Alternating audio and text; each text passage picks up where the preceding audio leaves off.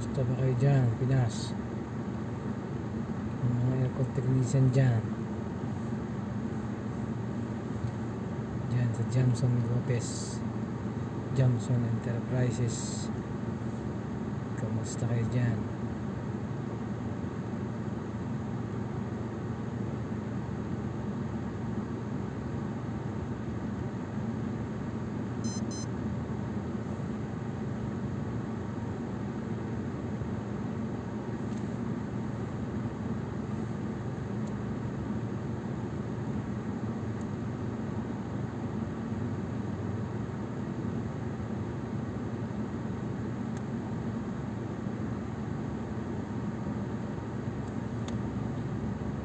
Dito umpisa na ng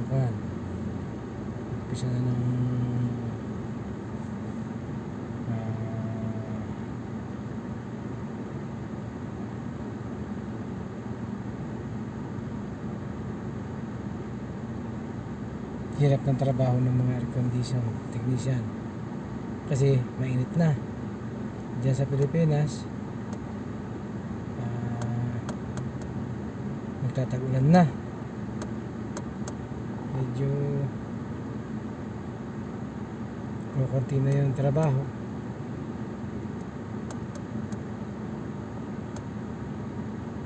Yun sa mga maintenance yan, yun na naman yung trabaho dyan, installation, mga papagawang bahay. Dito umpisa pa lang init, kaya umpisa ng kalbaryo ng mga technician. Pero okay lang kasi may overtime. Yun ang maganda, may overtime, may dagdag na kita.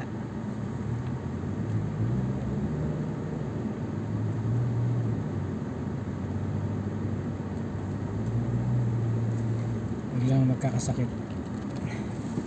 Okay lang ito, sakit ng ulo. Ngayon, masakit ang ulo ko.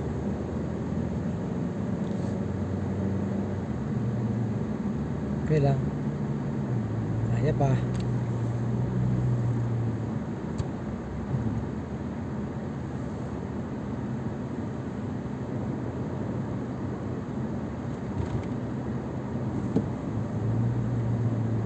Ingat na lang. Sa mga ako aircon, sa aircon maintenance, ingat.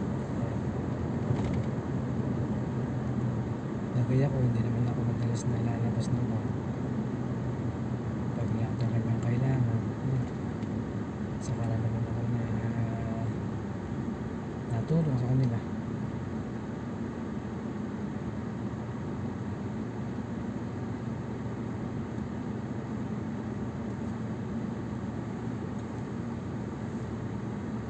Kailangan ng tao, kailangan nila ng tulong ko sa ginagawa nila, saka lang ako gagawa. Pero driving ako, hindi ng tao, ayan, hindi ng materialis, tayo opisina. Hirap din kasi ikot-ikot, malit lang yung kata, pero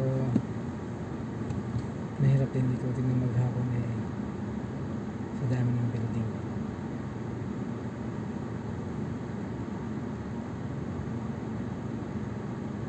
Bukod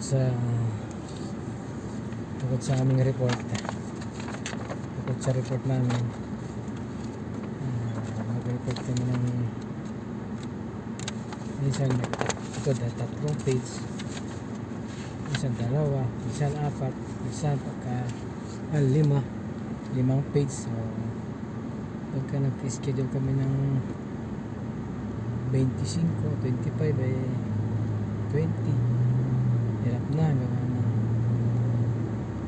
hindi naman sa isang pupuntahan, isang aircon lang ay pagagawa.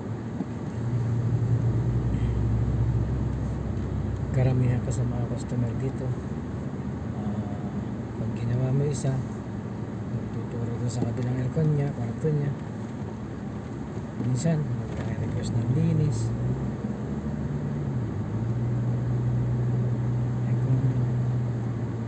isa, dalawa, tatlo yung lilinisin ng isang team. Ano, matagal na siya dun sa isang customer lang.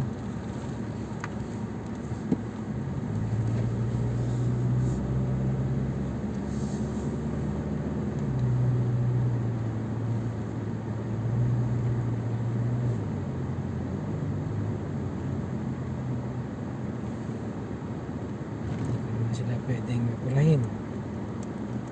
Hindi ko kasi ugali yung kasi pinagdadaan din ang trabaho nila.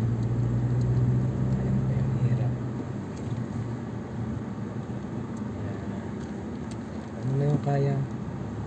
Pero pagka mayroong apurang big boss, kahit mga pagod na kami, obligado namin gawin. Pero hindi naman yung talaga mamamatay ka na sige lang, hindi. Pag sinabi ko talaga hindi kaya, hindi nga sinabi na hindi kaya, o pahinga. Talagang hindi kaya, pahinga.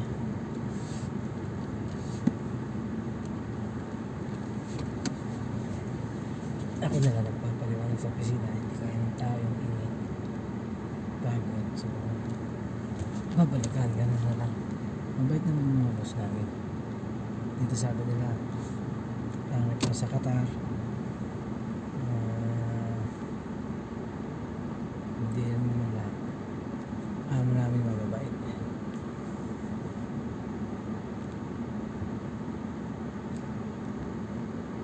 Yan, tapos na yung mga kasama ko.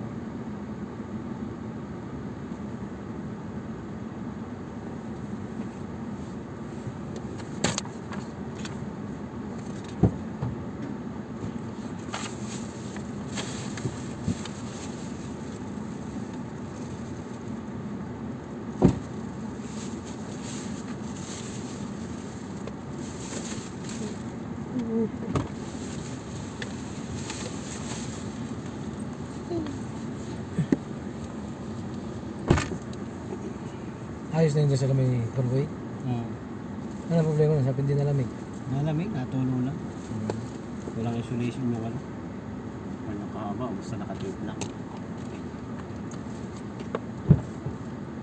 Meron din dalawang baklas na outdoor. Sige na kayo natin. Tanggal na yung compressor ng isa. Yan yung isang compressor dyan. Tanggal na isang Chop. Ha? Sabro. May mga videos kayo na ito. Ayan, pag tinanong ko sa ito. Sabi ko, sino nag-ano doon? Wala naman daw silang natatandaan na pinagbibigyan ng susi ng laptop. Yung baka mamaya natutukoy ng mga tawa ni Mohan. Sila lang naman ang ano. Sabi ko, spare yung mga yon. Pero kinuha na namin yung compressor. Buti na ibaba namin ni Kulas yung compressor nung nakaraan, ano. Hindi pa yung baklas, ano. Nakaraan, ano.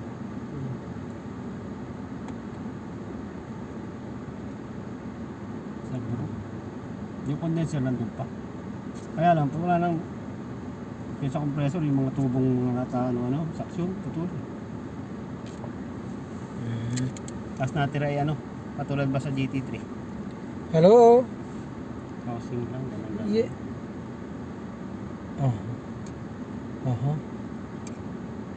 This one for JM8, JD1, JM6.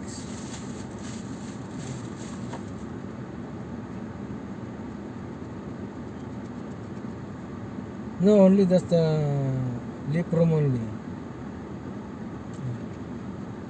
Yes, lip room.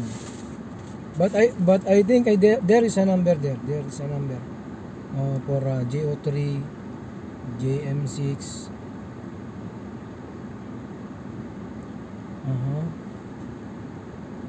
Yes, I need that one, please. Okay, sorry ha.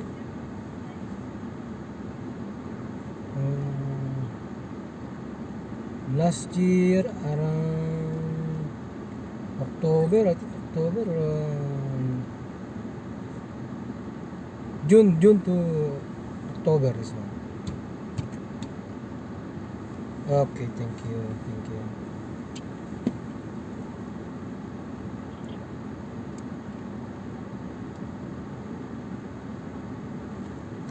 kasi doon sa akin pa. Wala. Iba nga, tumawag nga si Kwan, tumawag